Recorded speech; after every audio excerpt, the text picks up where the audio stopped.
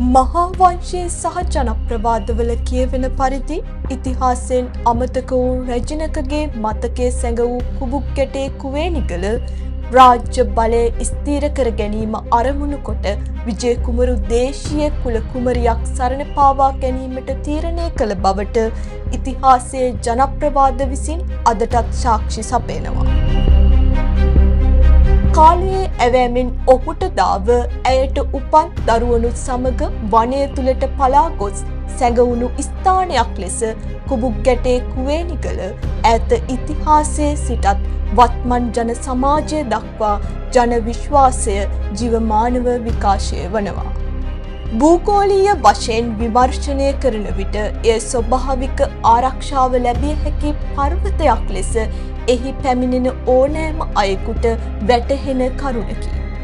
වනයෙන් වැසුණු පරිසරයක් සහ ඉහළින් වටාම නිරීක්ෂණය කළ හැකි ස්ථානයක් බැවින් පුරාණ කාලයේ සැඟව සිටීමට හෝ ආරක්ෂිත වාසස්ථානයකට සුදුසු ස්ථානයක් ලෙස පුරා විද්‍යාත්මකව අදහස් පවතිනවා.